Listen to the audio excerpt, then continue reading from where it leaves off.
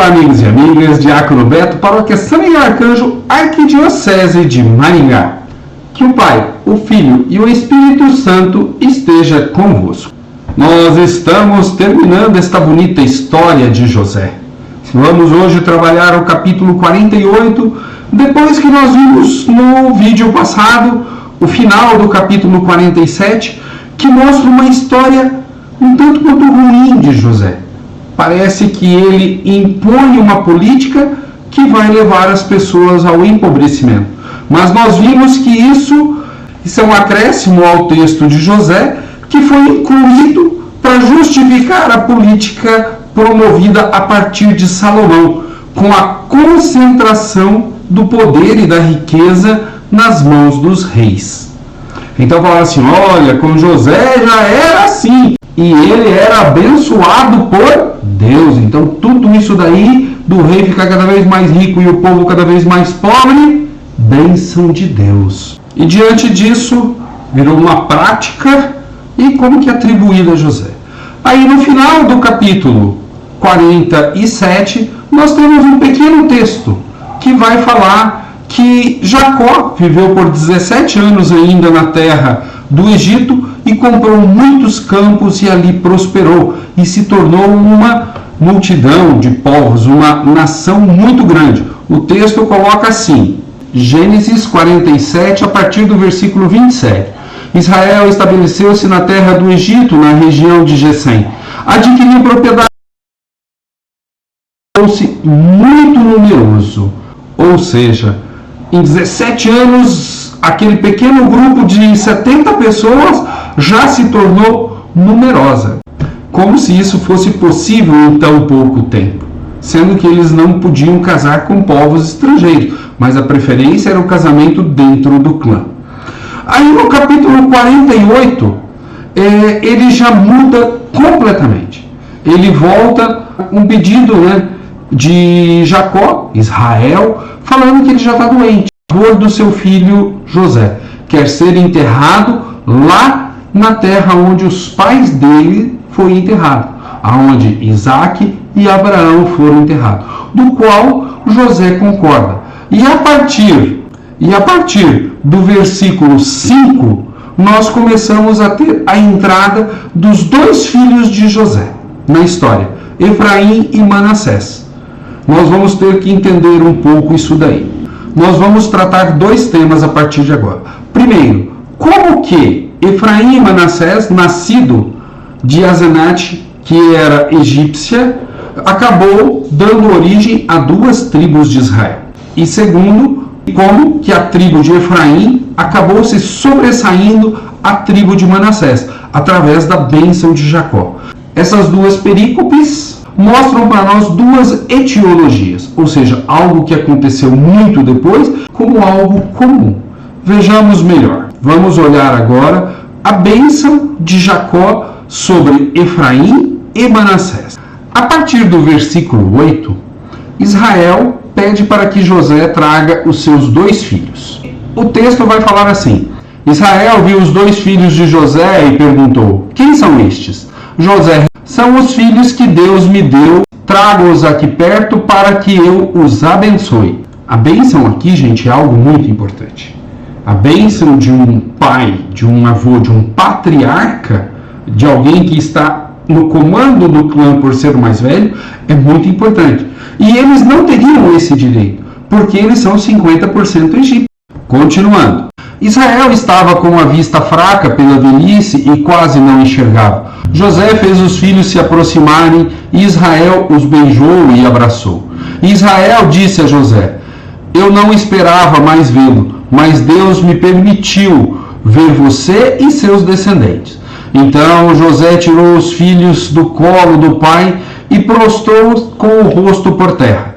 José pegou os filhos, Efraim à direita e Manassés à esquerda. Aproximou-se de Israel para que Manassés ficasse à direita e Efraim à esquerda de Israel. Israel, porém, cruzou os braços, estendeu a mão direita e colocou sobre a cabeça de Efraim, que era mais novo, e não à esquerda sobre a cabeça de Manassés, embora Manassés fosse o mais velho. Vamos entender aqui. Se vocês pegarem o nosso estudo sobre as partes do corpo, nós vamos ver que a mão direita é a mão do poder e a mão da bênção. E a mão da esquerda não é utilizada para a bênção.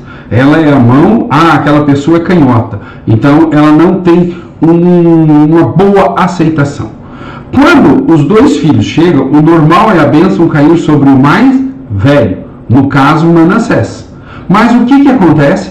José coloca os dois filhos de forma que Manassés fique na mão direita de Israel, de Jacó. Mas ele faz o quê? Ele cruza as mãos. Aqui nós temos algo muito importante para que a gente entenda, que é uma etiologia.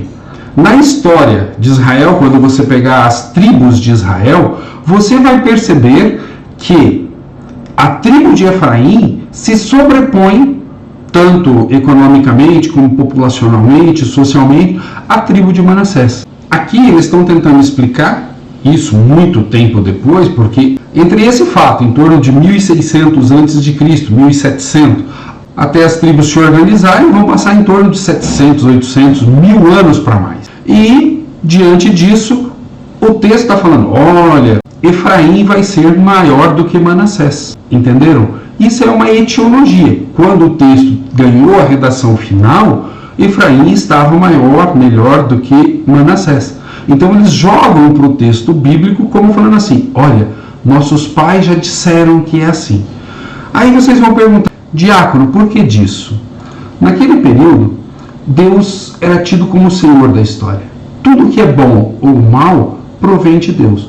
O mal não tem o diabo, o Satanás nesse momento ainda na Bíblia. Isso vai aparecer só 400 a.C., mais ou menos. Então Deus, ele é a origem do bem e permite o mal. Então tudo que acontece é por obra e gosto de Deus. Então se Manassés, que é o mais velho, perde para Efraim, que é o mais novo, é porque Deus quis. Então eles colocam num texto bíblico mais antigo, para que isso depois fale assim, viu? Deus já profetizou que assim seria. No segundo ponto da nossa reflexão, mesmo Efraim sendo egípcio e Manassés sendo egípcio, eles vão fazer parte das 12 tribos do povo de Deus. Mas como que é isso, diácono? Então nós temos os 12 filhos de Jacó, sendo que alguns deles não terão nome para tribo. Por exemplo, José não tem um nome de tribo. Então você tem o quê? Os dois filhos de José sendo como que adotados por Jacó. Vamos olhar o texto. Lá no versículo 5, Jacó fala assim, agora os dois filhos que nasceram de você no Egito, antes que eu viesse morar com você, serão meus filhos, Efraim e Manassés, e serão para mim como Rubem e Simeão. Os que nascerem depois deles pertencerão a você. Ou seja, Jacó faz como que uma adoção desses filhos, e aí eles vão nominar as tribos de Israel. Então nós vamos ter a tribo de Efraim e a tribo de Manassés. Então esses dois pontos são importantes para que a gente entenda esse capítulo 48, que é um capítulo bonito, porque no 49 vai começar a bênção, vai ter o centro na bênção de José, mas que nós vamos olhar no próximo vídeo. Bacana, né? A Bíblia traz muitas informações que a gente precisa conhecer um pouquinho de história, um pouquinho dos costumes da época para entender bem.